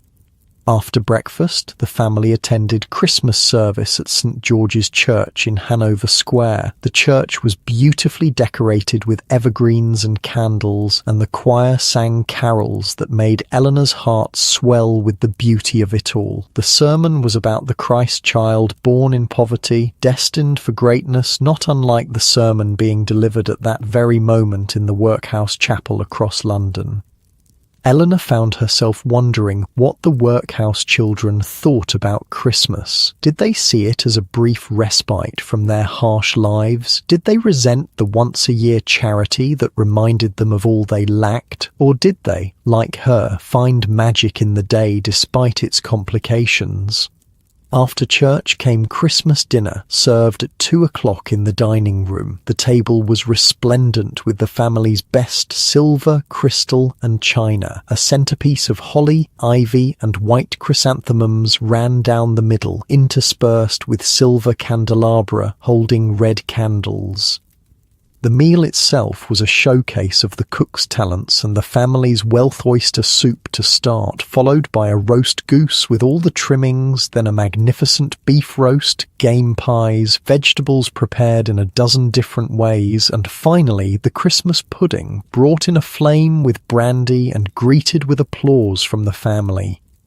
Again, Eleanor ate little, though she praised each dish politely. Her thoughts kept returning to the workhouse, to the children there, to their Christmas dinner, which, while special by their standards, couldn't possibly compare to this abundance. "What time are we leaving for St. Bart's, Father?" she asked as the pudding was being served. 3:30, he replied, checking his pocket watch. "The carriage is ordered for then." Caroline sighed. "I still think this is most unsuitable, Cornelius, especially on Christmas Day. Surely the bank's donation and the usual gifts would suffice without you actually going there. The personal touch matters, my dear. The workhouse master expects it, and frankly, it's good for business. The papers always mention it favourably. At least you're not taking Eleanor into the actual dormitories or workrooms," Caroline continued. "Just the dining hall for the distribution, I assume?" "Of course, it will be perfectly proper and sanitary." Eleanor listened to this exchange with growing frustration. They were discussing the visit as if it were a business transaction or a social obligation, not an opportunity to bring joy to children who had so little. "May I be excused, please?" she asked suddenly. "I need to prepare for the visit." Her parents looked surprised, but her father nodded. "Of course, my dear. We leave in an hour." Upstairs, Eleanor asked Sarah to help her prepare for the outing. The maid helped her change from her red velvet dress to ostentatious, Eleanor decided, for a workhouse visit into the blue wool from yesterday, still formal but less showy. And I'll need my warmest cloak, Eleanor added. And my muff. Yes, miss. And your hat with the blue feather? Eleanor nodded, then hesitated. Sarah, I have something to show you. She went to her wardrobe and pulled out the small sack containing the 6 oranges and sweets she'd secreted away the night before. I want to take these to the workhouse, she explained. Extra oranges for some of the children, but I don't want my parents to know. Sarah's eyes widened. Miss Eleanor, that's very kind, but if your father found out, he won't. I'll hide them in my muff. Please, Sarah, you told me yourself how precious an orange is to them. The maid hesitated, then nodded. All right, miss, but be careful. The workhouse staff might not appreciate you giving extra to some children and not others. I'll find a way, Eleanor said confidently. I just need to get them there. Sarah helped her tuck the oranges and sweets into her muff, arranging them so they weren't obvious. The white fur was capacious enough to hide the contraband, though it made the muff heavier than usual. There, Sarah said, adjusting Eleanor's hat. No one would suspect a thing. Thank you, Sarah, Eleanor said warmly. You're a true friend. The maid blushed at this unusual familiarity. Just doing my job, miss, and it's a kind thing you're doing. Those children have so little. Downstairs, Eleanor found her father waiting in the entrance hall, dressed in his heavy overcoat and top hat. The butler was holding a stack of wicker baskets, each covered with a cloth. Ah, there you are, Cornelius said. Ready for our charitable expedition? Eleanor nodded, clutching her muff close to her body, conscious of its unusual weight. The carriage is ready, sir, Mr. Parker announced, and the special parcels are loaded. Excellent. Cornelius turned to his wife, who had appeared at the top of the stairs. We'll be back in time for evening tea, my dear. Caroline descended halfway, not bothering to come all the way down. Do be careful, Eleanor. Those places are breeding grounds for all manner of disease. Yes, mother, Eleanor replied, resisting the urge to roll her eyes. I'll be careful. Outside, the family's carriage waited, a handsome black conveyance with the Blackwood crest on the door. The coachman sat up top, wrapped in blankets against the cold, while a footman stood ready to help them board. Eleanor climbed in, settling on the plush velvet seat. Her father followed and the footman closed the door behind them. With a jerk, the carriage set off, the horses' hooves muffled by the snow covering the streets. As they travelled east from the fashionable environs of Berkeley Square, the character of London changed. The grand houses gave way to narrower streets, shops, and eventually the crowded, dilapidated buildings of the poorer districts. Eleanor peered out the window, fascinated by this part of the city she rarely saw. Is it very far, father? She asked as they passed through an area where ragged children played in the streets despite the cold and snow. Not much further, he replied, watching her closely. St. Bart's is in Smithfield, near the meat market.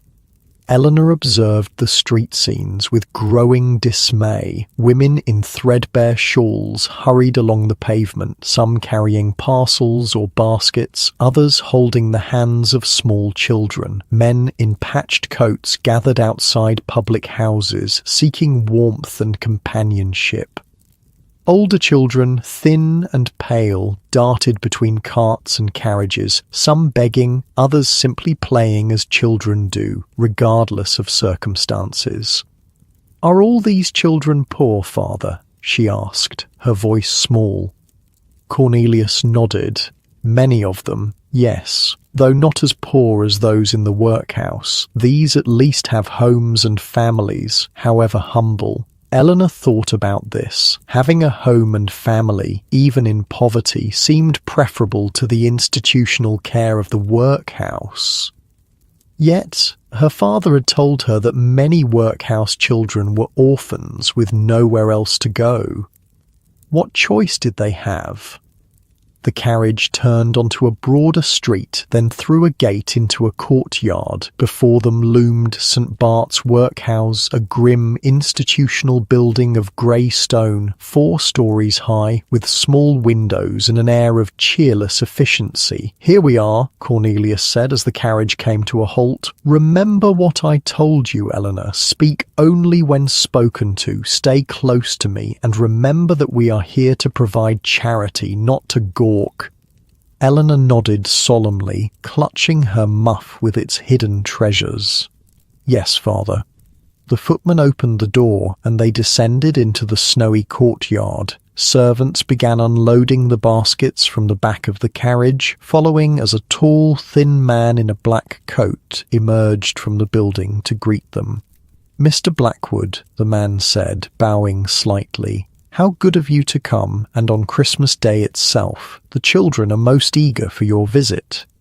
"Mr. Penge," Cornelius replied, shaking the man's hand. "May I present my daughter, Eleanor? She expressed a wish to accompany me this year." Mr. Penge's eyebrows rose slightly as he looked at Eleanor. "Indeed, how unusual, but most welcome, of course. The children will be delighted to see a young lady among our visitors." Eleanor curtsied as she'd been taught, keeping her eyes modestly lowered. "Thank you for allowing me to come, sir." "The children are assembled in the dining hall," Mr. Penge continued, leading them toward the building. "We've just finished our Christmas dinner, which was most generous thanks to your donation, Mr. Blackwood." As they entered the workhouse, Eleanor was struck by the smeller combination of boiled cabbage, lye soap, and too many bodies in too little space. The corridors were clean but stark, with bare stone floors and whitewashed walls. Their footsteps echoed as they walked, making her uncomfortably aware of the sound of her own breathing. Through windows in the corridor, she caught glimpses of various rooms, dormitories with rows of narrow beds, workrooms with long tables and benches, a classroom with slates hanging on the wall. Everything was ordered, regimented, institutional. They reached a set of double doors, which Mr. Penge pushed open with a flourish. "The dining hall," he announced. Eleanor stepped inside and felt her breath catch. Before her were rows and rows of children, hundreds of them. It seemed all dressed in identical grey uniforms, all sitting in perfect stillness, all watching the doorway with wide, expectant eyes. This was the moment she had been anticipating and dreading since yesterday. This was where she would see firsthand how the other half of London lived. This was where she would meet the children who considered a single orange the height of luxury. And somewhere in that sea of grey uniforms and pale faces was a girl with whom she would forge an unexpected connection, though neither of them knew it yet. The dining hall fell utterly silent as Eleanor entered behind her father and Mr. Penge. Hundreds of eyes followed their progress, some curious, some wary, all attentive. Eleanor felt a flush creep up her neck at being the object of such scrutiny. She'd never seen so many children in one place before, let alone children who lived such different lives from her own. "Children," Mr. Penge announced, his voice echoing in the cavernous room. "As I told you earlier, we are honoured to welcome Mr. Cornelius Blackwood of Blackwood Bank, our most generous benefactor, and this year we are additionally blessed by the presence of his daughter Miss Eleanor Blackwood." A murmur rippled through the assembly at this news. A child benefactor was something new, something unexpected. Eleanor clutched her muff tighter, feeling the weight of the oranges hidden inside. Her eyes scanned the rows of faces, wondering which children she might give her secret gifts to. There were so many of them, all looking so alike in their grey uniforms. "Thank you, Mr. Penge," her father said, stepping forward. "It is my pleasure, as always, to bring some Christmas cheer to St. Bart's. The children look well, a testament to your excellent management." Eleanor glanced at the well children, noting their thin faces and shadowed eyes. If this was well, she hated to imagine what unwell might look like. "We have brought the usual gifts," Cornelius continued, gesturing to the servants who were arranging baskets at the front of the room. "New stockings and caps for each child, apples, and of course the traditional Christmas orange." At the mention of oranges, Eleanor saw several children sit up straighter, their eyes brightening. She remembered what her father had said. It wasn't just the orange itself, but what it represented, a once-a-year luxury, a taste of something beyond their daily existence. "The children have prepared carols to thank you for your generosity," Mr. Penge said. "If you would like to be seated."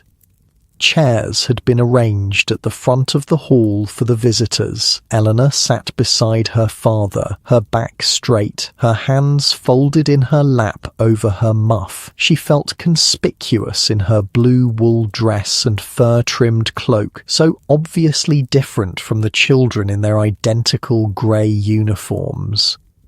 At a nod from Mr. Penge, the children stood and began to sing. Their voices, thin but sweet, filled the hall with "God rest ye merry gentlemen." Despite their circumstances, there was a purity to their singing that made Eleanor's throat tighten. As they sang, she scanned the rows, her gaze stopping on a girl about her own age with dark hair and serious eyes. Unlike some of the other children who stared at Eleanor with open curiosity, this girl watched her with a more measured gaze, as if trying to understand something.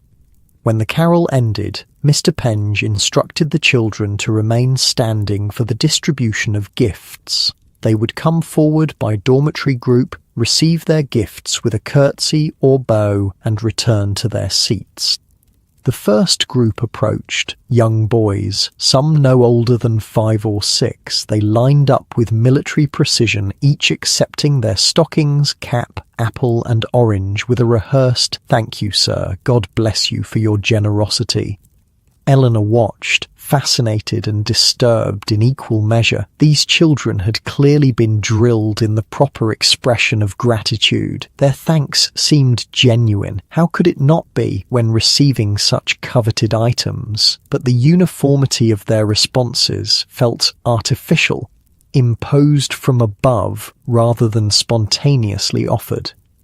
Group after group came forward. Eleanor observed them all, but her eyes kept returning to the dark-haired girl, who was in one of the last groups to approach. There was something about her, a dignity, a spark of something that the workhouse hadn't quite extinguished. When the girls' group was finally called, Eleanor sat up straighter. The girl approached with her dormitory mates, all curtsying in unison before Mr. Blackwood. "Martha Watts," called the workhouse matron, reading from a ledger. The dark-haired girl stepped forward, dropping into a perfect curtsy. Eleanor's father placed an orange in her outstretched hands. "Thank you, sir," Martha said, her voice clear and steady. "God bless you for your generosity." As she straightened, her eyes met Eleanor's. There was a moment, brief but electric, of connection between them, not mistress and servant, not benefactor and recipient, but simply girl and girl seeing each other across the vast divide of circumstance.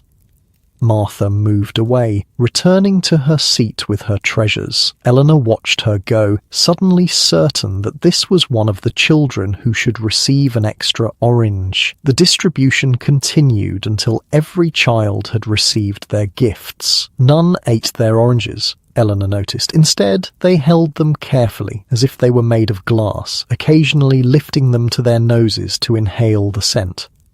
When the last child had been served, Mr. Penge invited the visitors to walk among the tables and speak with the children. This, Eleanor realized, was her chance. "Father," she said quietly, "may I walk around and talk to some of the children?" Cornelius looked surprised, but pleased. "Of course, my dear.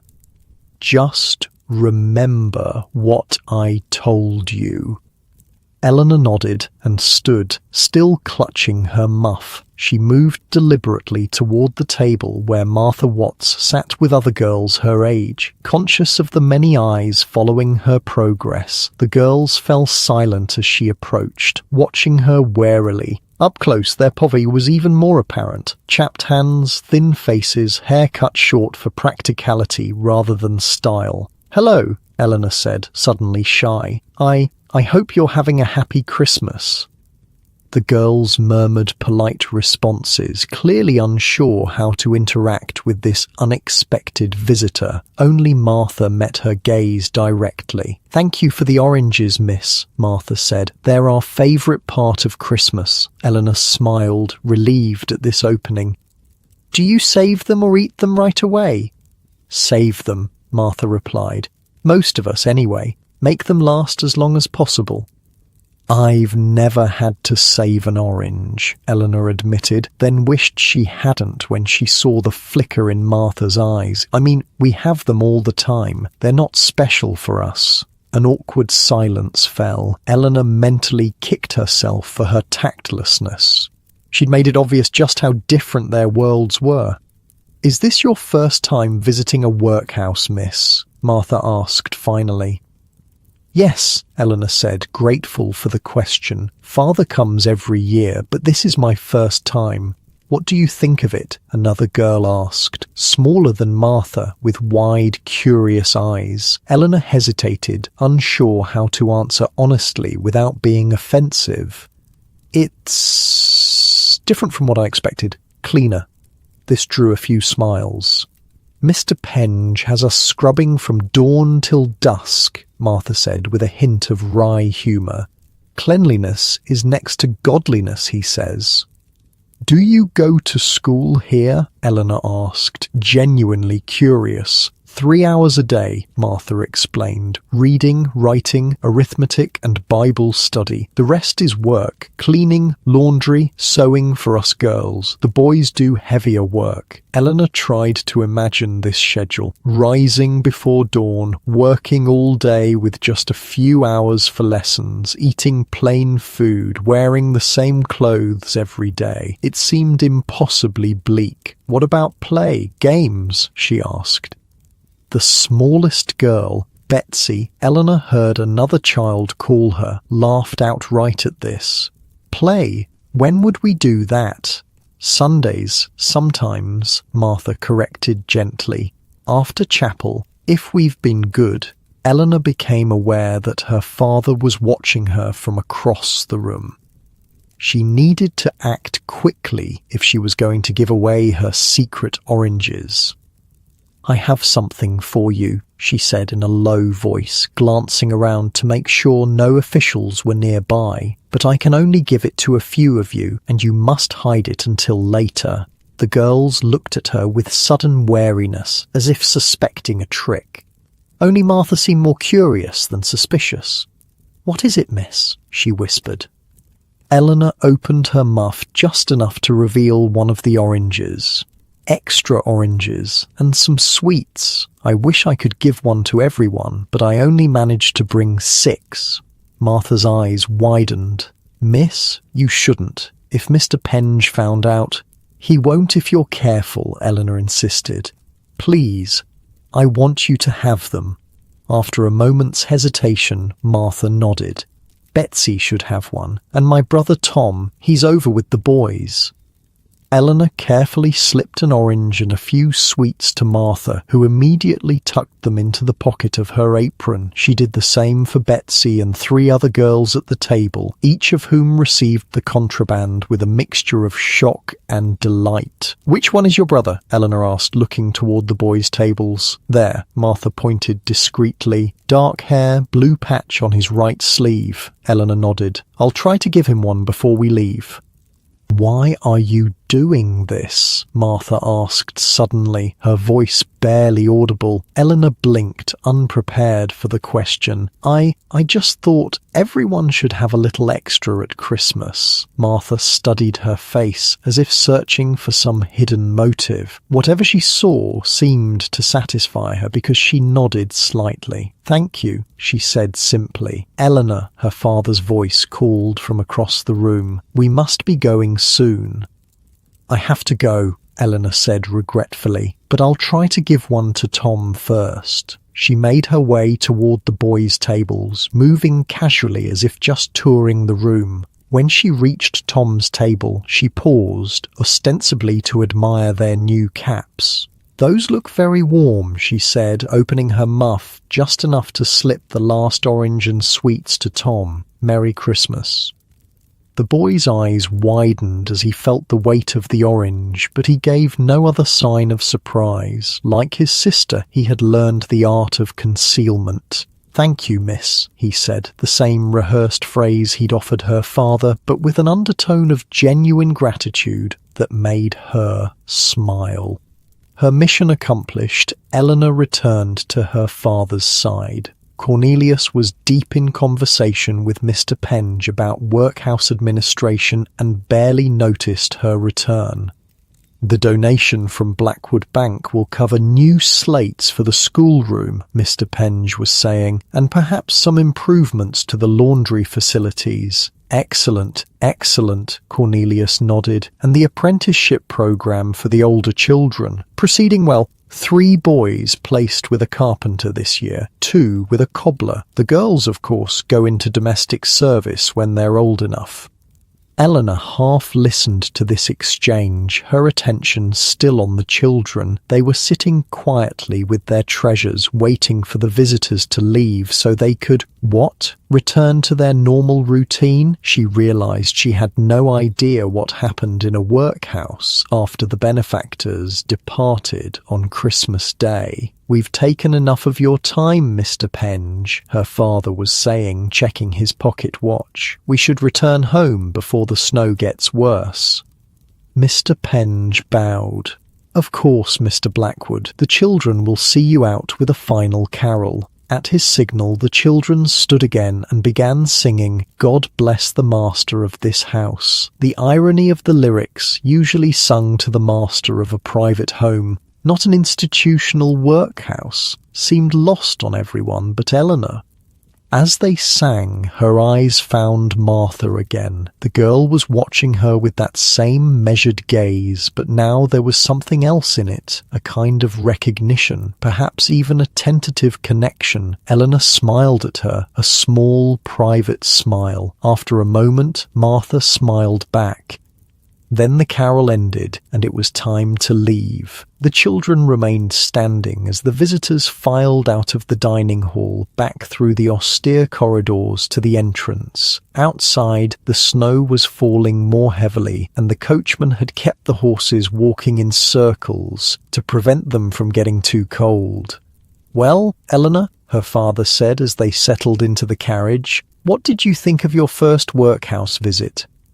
Eleanor looked back at the grey building as the carriage pulled away. Somewhere inside were hundreds of children, each with their own story, their own hopes and fears, and among them was Martha Watts, who had looked at Eleanor as if she were a person, not just a benefactor's daughter. "It was educational," she said carefully. The children seemed grateful.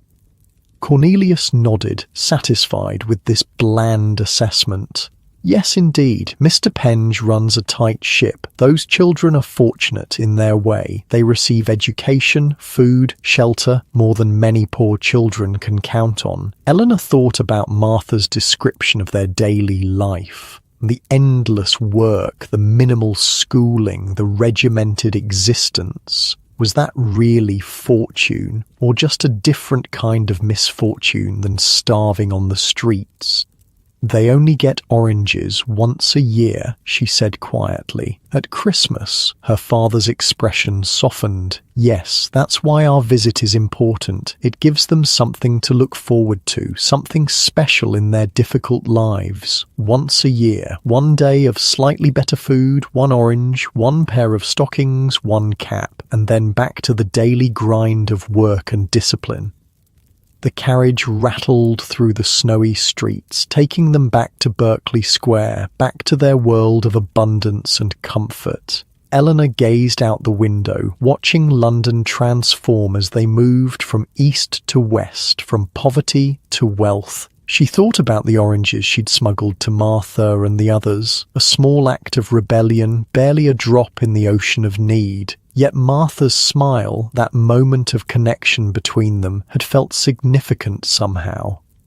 "Could we visit again?" she asked suddenly. "Not just at Christmas, I mean." Cornelius looked surprised. "Visit the workhouse? Whatever for? To see how they're doing? To bring books, perhaps? Or—" She trailed off, seeing the confusion in her father's face. "My dear, the Christmas visit is a tradition, part of Blackwood Bank's charitable obligations. Regular visits would be unusual and unnecessary. The bank's donation supports the workhouse year-round." "But we only see the children once a year," Eleanor persisted. "How do we know if they're truly well, if they're happy?" Her father frowned slightly. "Their happiness is not the primary concern, Eleanor. The workhouse exists to provide for their basic needs and to train them for useful employment. It's not meant to be a place of enjoyment." Eleanor fell silent, recognizing the futility of argument. Her father, for all his generosity, saw workhouse charity as a duty, a responsibility of his position, not as a personal connection to the individual children within those walls. But she had made that connection. With Martha, with Betsy, with Tom. She had seen them as people, not just recipients of charity, and somehow she knew that changed everything. The remainder of the journey passed in silence, Eleanor lost in her thoughts, her father apparently content with their charitable excursion. When they arrived home, Caroline was waiting in the drawing room, ready with questions about their visit. "Was it dreadful?" she asked, wrinkling her nose. "All those poor children in one place. The smell must have been atrocious." "It was perfectly fine, Caroline," Cornelius replied, accepting a cup of tea from the butler. "The children were well behaved and appropriately grateful, and Eleanor conducted herself admirably." "Did you, darling?" Caroline turned to her daughter. "You weren't frightened by it all?" "No, Mother," Eleanor said, removing her cloak and hat. "It was interesting." Interesting, what a curious word to use. Well, I suppose it's done now, and you've learned your lesson about how fortunate you are. Had she learned that lesson? Eleanor wondered as she sipped her tea. Yes, she had seen firsthand the stark contrast between her life and those of the workhouse children. But she'd learned something else too, something her mother would probably never understand. That beneath the surface, differences of circumstance, there was a fundamental sameness. Martha Watts, despite her grey uniform and workhouse upbringing, was a girl not so different from Eleanor herself. "May I be excused?" she asked, setting down her teacup. "I'm rather tired after all the excitement." Her parents nodded, and Eleanor made her escape, climbing the stairs to her bedroom where Sarah was waiting to help her change for dinner. "How was it, miss?" the maid asked eagerly, unfastening Eleanor's dress. "The workhouse?" "Different than I expected," Eleanor replied thoughtfully. "The children were Real? Does that sound strange? I mean, I knew they existed, but seeing them, talking to them, not strange at all, miss, Sarah assured her. That's how it is with people. Hard to imagine them properly until you've met them face to face.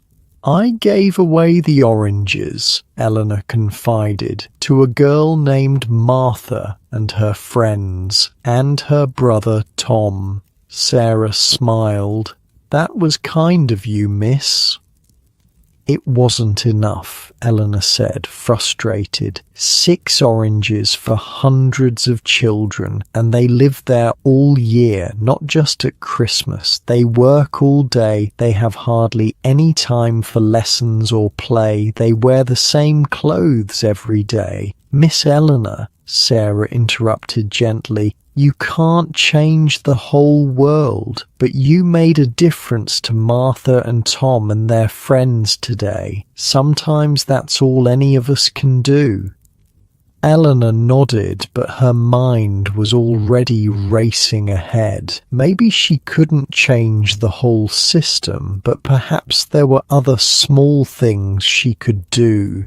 Books, she thought again. She had shelves of them, many barely read. Could she somehow get them to the workhouse children?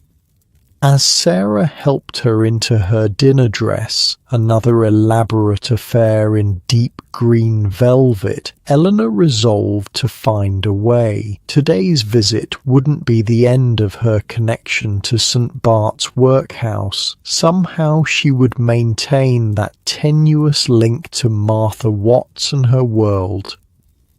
Is something troubling you, miss? Sarah asked, noticing her pensive expression. Eleanor looked at her reflection in the mirror, a privileged girl in an expensive dress with every material advantage. Yet today, for the first time, she had glimpsed another life, another possibility, and it had changed her in ways she was only beginning to understand. No, she said softly. Not troubling exactly. I'm just thinking.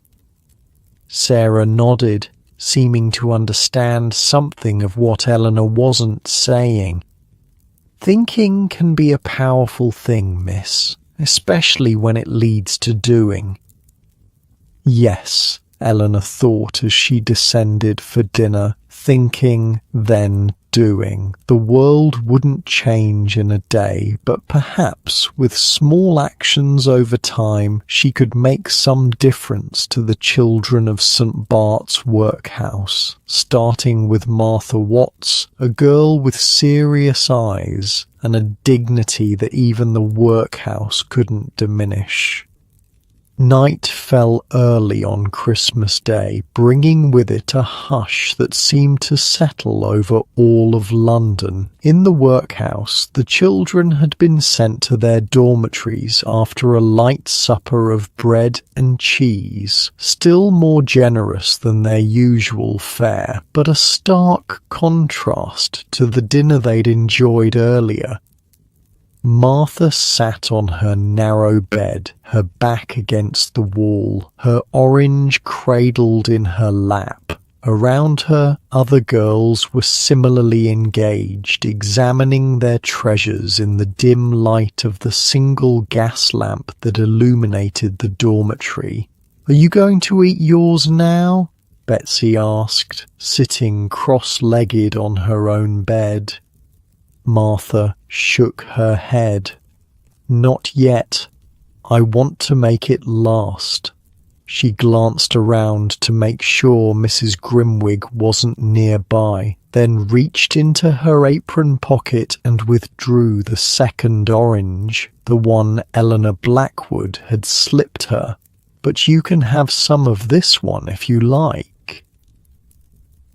Betsy's eyes widened. "Where did you get that?" "Shh," Martha cautioned, glancing toward the door. It was from the girl who came with Mr. Blackwood. She gave me an extra one." "Why?"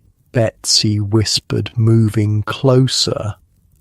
Martha considered the question. It was the same one she'd asked Eleanor, and she wasn't sure she understood the answer any better now than she had then. I think she wanted to do something kind, something that was from her, not just from her father's charity." "Is she going to get in trouble?" "Only if someone tells," Martha said, giving Betsy a meaningful look. "So we won't tell, will we?" Betsy shook her head solemnly. "No, it'll be our secret." Martha carefully began to peel the orange, her cold fingers working slowly to keep the peel in one piece. The scent rose immediately, sharp, sweet, exotic, making her mouth water in anticipation. "Look," she whispered to Betsy, "I'm keeping the peel. If you hang it by the fire to dry, it curls up all pretty, and it keeps the smell for weeks." "Really?" Betsy watched, fascinated, as Martha set the spiral of peel aside on her blanket. With painstaking care, Martha separated the orange into segments, dividing it evenly. "Here," she said, offering half to Betsy, "your very own orange segments." Betsy took them reverently, holding them in her cupped hands as if they were made of gold. "Thank you, Martha," she whispered, her eyes shining. "This is the best Christmas ever." Martha smiled, though there was a tightness in her throat. The best Christmas ever, in a cold workhouse dormitory with a shared orange and new woolen stockings. How low the bar was set for happiness here. "Try it," she encouraged, watching as Betsy took her first cautious bite. The little girl's face transformed with wonder. "It's so sweet," she exclaimed, forgetting to keep her voice down. "And juicy." Several other girls looked over, curious about the commotion. Martha put a finger to her lips, then beckoned to Nancy and Emma. "Come share," she whispered, but quietly. The four girls huddled together on Martha's bed, passing around the orange segments, each taking tiny bites to make the experience last longer. The sweet juice was a shock to palates accustomed to the bland, starchy food of the workhouse, a burst of sunshine in the depths of winter. "The rich girl gave you this?" Nancy asked, licking juice from her fingers. "Why?" Martha thought about Eleanor Blackwood, her fine clothes, her obvious discomfort, the way she'd looked at the workhouse children with curiosity rather than pity. "I don't know exactly," she admitted, "but she seemed nice. Different from what you'd expect." "Different how?" Emma wanted to know. "She asked about us, about school and play and what our days are like. She seemed to really want to know." "Maybe she'll come back," Betsy suggested hopefully. Martha doubted it. The wealthy had their Christmas charity, their one day of remembering the poor, and then returned to their lives of comfort and plenty. Still, there had been something in Eleanor's eyes, something that suggested she wasn't merely playing at charity. "Maybe," she said, not wanting to crush Betsy's optimism. "Anyway, we have our oranges and stockings. That's something to be grateful for." The last segment of the shared orange was gone now, leaving only sticky fingers and the lingering scent. Martha carefully gathered the peel and set it on the windowsill where the cold air would begin to dry it. "What about your other orange?" Betsy asked. "The official one." Martha picked it up, turning it in her hands. "I'm saving it for later."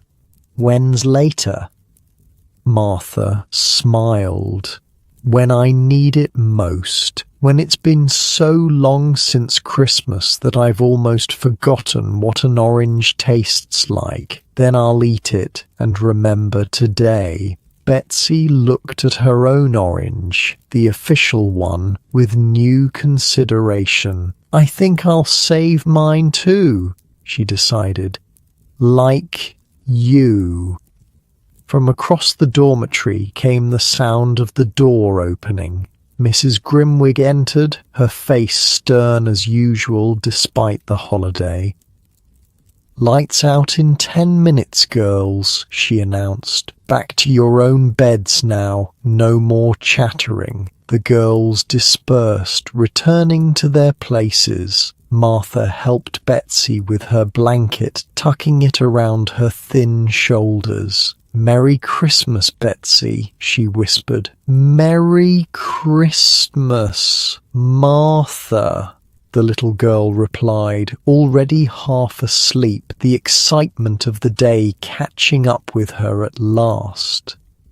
Martha settled into her own bed, placing her remaining orange carefully under her pillow for safekeeping. Above, through the small high window, she could see a patch of night sky where the clouds had momentarily parted. Stars glittered in the blackness, cold, distant points of light in an otherwise dark world.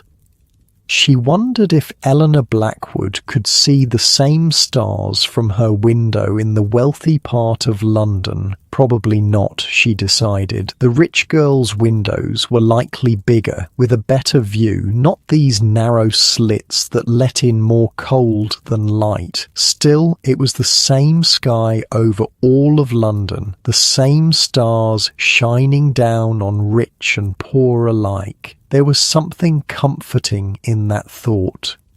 Martha closed her eyes, the taste of orange still on her tongue, the smell of the peel still in the air. For a moment, just a moment, she allowed herself to imagine a different life. A life where oranges weren't once-a-year treasures. A life where she and Tom had a home again with a fire and a family and enough to eat. It was a dangerous dream, one that could lead to discontent with her lot. But on Christmas night, perhaps such dreams were permitted, even in the workhouse. With that thought, she drifted into sleep, her hand curled protectively around the orange beneath her pillow. Across London, in her bedroom on Berkeley Square, Eleanor sat at her window seat, gazing out at the same night sky. Snow was falling again, adding to the blanket that covered the square below. The house was quiet, her parents having retired early after the exertions of the day. On her lap lay her sketchbook, open to a half-finished drawing of Martha Watts. Eleanor had been trying to capture the workhouse girl's expression, that mixture of dignity and wariness, pride and resignation. She wasn't sure she'd succeeded, but the act of drawing had helped her process the day's experiences. The workhouse visit had affected her more deeply than she'd anticipated. She couldn't stop thinking about the children there, about their regimented lives, their limited horizons, their careful preservation of the small pleasures they were allowed. Most of all, she couldn't stop thinking about Martha. There had been a moment when their eyes met across the dining hall, when Eleanor had felt a connection that transcended their vastly different circumstances. Not pity, not charity, but something approaching understanding, as if, despite everything that separated them, they recognized something in each other. "Miss Eleanor," Sarah's voice came softly from the doorway. "I've brought your hot chocolate." Eleanor turned from the window, smiling at the maid. "Thank you, Sarah. You can put it on the table." Sarah set down the tray, but didn't immediately leave. She glanced at the sketchbook. "Is that one of the workhouse children, miss?" Eleanor nodded. "Her name is Martha Watts. She's about my age, I think. She was different from what I expected." "Different how, miss?" Eleanor considered this. "Stronger, I suppose, not beaten down by it all. There was a dignity about her, as if the workhouse was something that happened to her, but it wasn't who she was." Sarah nodded, understanding. "Some people are like that. They go through terrible things, but they don't let those things define them." "I gave her one of the extra oranges," Eleanor said, "and her brother Tom, and some of the other children too." "I'm glad, miss," Sarah replied, straightening Eleanor's bed covers. "It was a kind thing to do." "It wasn't enough," Eleanor said, frustration seeping into her voice. 6 oranges out of hundreds of children, and they're still there, in that place, with its rules and work and greyness. Nothing's really changed for them. Sarah paused in her tasks, regarding Eleanor thoughtfully. "If I may say so, miss, something has changed. You've seen them now. You know they exist, as real people with names and faces, not just as the poor or the workhouse children. That matters." Eleanor considered this. "I suppose you're right, but I want to do more, Sarah. I want to, I don't know, help somehow." "Perhaps you can," Sarah suggested. "You have books they'd never see. You could ask your father if you might donate some to the workhouse school. Do you think he'd allow it?" "He might, especially if you present it as an educational charity rather than a personal connection." Eleanor's mind raced with possibilities. Books would be a start, but maybe there could be more. Maybe she could convince her father to increase the bank's donation, or to visit more than once a year, or to establish a fund specifically for the children's education. "Thank you, Sarah," she said, her spirits lifting. "That's an excellent idea." The maid smiled. "Just doing my job, miss. Will there be anything else?" "No, thank you. Good night." After Sarah left, Eleanor returned to her window seat, sipping her hot chocolate and watching the falling snow. She picked up her sketchbook again, adding details to her drawing of Martha, the serious set of her mouth, the watchful intelligence in her eyes. It was strange to think that they had been born in the same city, perhaps even in the same year, yet their lives had taken such different paths. Eleanor had never known hunger or cold or the loss of family. Martha had known all three, and at a young age. What had shaped her into the person she was? What would Eleanor herself have become, born to different circumstances? She closed her sketchbook, setting it aside. Such questions had no answers, at least none that she could discern at 11 years old. But they were worth asking, worth considering. They changed how she saw the world. The chocolate was cooling now, but still delicious, rich and sweet, with a dollop of cream on top. Eleanor drank it slowly, savouring each sip. She thought of Martha, carefully dividing her orange, making it last. There was a lesson there, she thought, about appreciation and gratitude. Outside, the snow continued to fall, muffling the sounds of the city. Eleanor imagined it falling on St. Bart's workhouse too, covering its grim facade with clean white, if only temporarily. She pictured Martha at her own window, perhaps looking at the same stars, the same snow. Connected, somehow, despite everything that divided them. With that thought, Eleanor finally climbed into her four-poster bed, pulling the warm blankets up to her chin. Tomorrow would be Boxing Day, another holiday for her, another day of relative leisure. For Martha, it would mean a return to work, to the routines of workhouse life. But something had changed. For both of them, a connection had been made, a window opened between two worlds, and neither girl would see Christmas or oranges in quite the same way again. As Eleanor drifted towards sleep, she made a silent promise to herself and to the girl she'd met that day. This wouldn't be the end of their connection. Somehow, someday, she would find a way back to St. Bart's workhouse, back to Martha Watts. The how and when of it remained to be seen. But the intention was set, as clear and bright as the stars visible through breaks in the snowy clouds. And across London, Martha Watts slept with an orange under her pillow and the taste of unexpected kindness still sweet on her tongue. Outside, the snow fell on rich and poor alike, covering London in a temporary blanket of white that made all things, for a moment, seem equal. Tomorrow would bring its usual divisions, its stark contrasts between privilege and poverty. But tonight, under the same stars and the same snow, two girls from different worlds dreamed of oranges, of connection, and of possibilities neither had imagined before this Christmas Day. As you lie in your own bed now, warm and comfortable, think of these two girls from long ago, of Martha with her treasured orange and quiet dignity, of Eleanor with her awakening conscience and determination to make a difference, however small.